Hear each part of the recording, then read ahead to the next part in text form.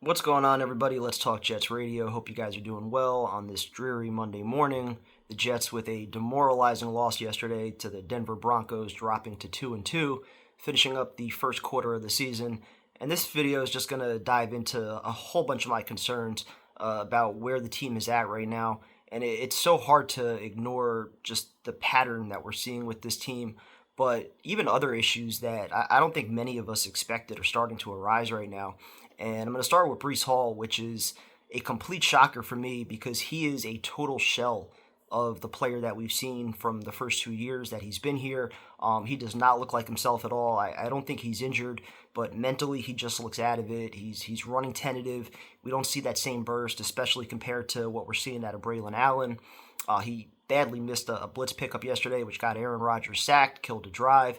He had the two false starts. He had the alligator arms on what should have been an easy catch. And running back is already a very tough position to try to justify paying.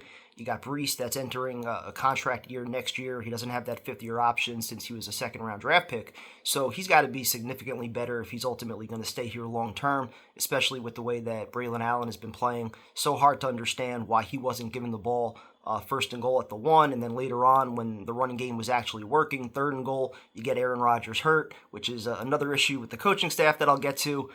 But another issue that I'm surprised we're talking about is the Aaron Rodgers and Garrett Wilson connection, and it seems like a common theme, unfortunately, with covering this team for so many years, is why practice doesn't ever seem to translate to games. We always have these great weeks of practice, great weeks of prep, and then the team just comes out flat. And the Garrett Wilson to Rodgers connection, that one really surprises me because I know it's still early. But based on what they were doing in training camp, it seemed like there was just a different level of chemistry between these two. He's just not where Aaron Rodgers expects him to be. Rodgers typically wants you in a certain spot on the field. That's why he had such great chemistry with Devontae Adams. And it seems like Garrett Wilson tends to improvise his routes a little bit more to try to create that separation and create that space. And right now, they're just not even close to being on the same page. And unfortunately, that includes pre-snap also. Just not seeing the same things that Rodgers is seeing when he's making his calls at the line, or not knowing what the audibles are, not knowing what the hot routes are. They're just not on the same page, not seeing the same things. Still very early, but definitely concerning since we're 4 games in and they just don't even look close right now. The run defense, that's also been a problem, unfortunately, since Sal has been here. Kind of feels like they clean it up at times, for a game or two, and then they just have these moments where they just go into a complete shell for multiple drives at a time. They'll, give up 4 or 5 chunk plays with missed tackles and, just wide open lanes. And it often happens, it feels like, in these moments where the Jets should know that the run is coming, especially like yesterday. Bo Nix, he can only manage 60 passing yards. And, you go back to that Giant game last year also, where Tommy DeVito, he had negative passing yards, and they go right down the field with Saquon Barkley.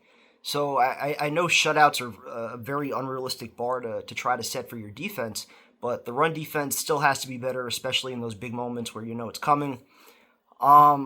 This might be the single biggest issue, although it's kind of tied into what I think is the number one issue, and that's discipline, because you either coach all this shit that we're seeing or you allow it to happen. And, this team, they led the league in penalties per game last year.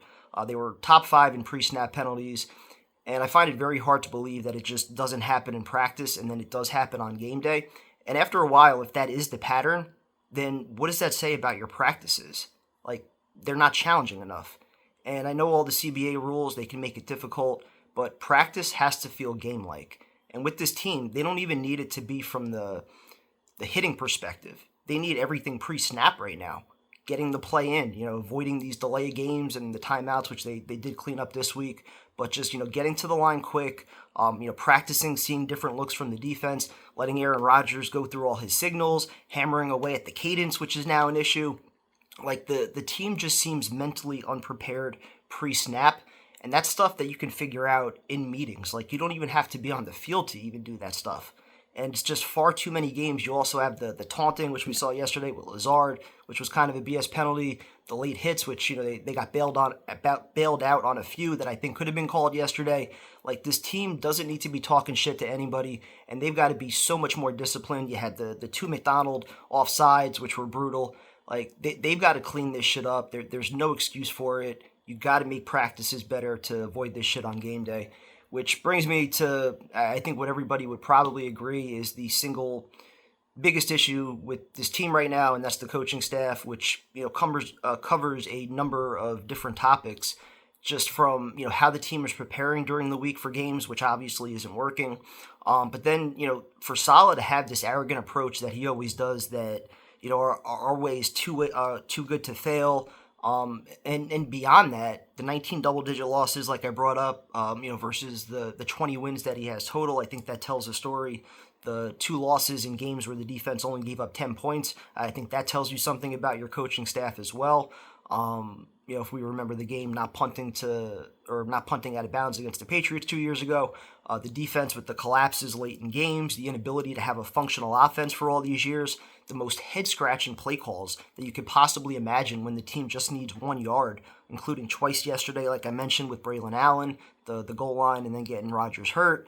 And I still remember the Lions game 2 years ago, 4th and 1. They hit that 50-yard touchdown, dropped the Jets to 7-7, pretty much killed that season. And that was right after the 2-minute warning, which brings me to another thing where it seems like after timeouts, 2-minute warnings, and injury, anything where this staff gets more time to think and communicate with players, bad shit usually happens.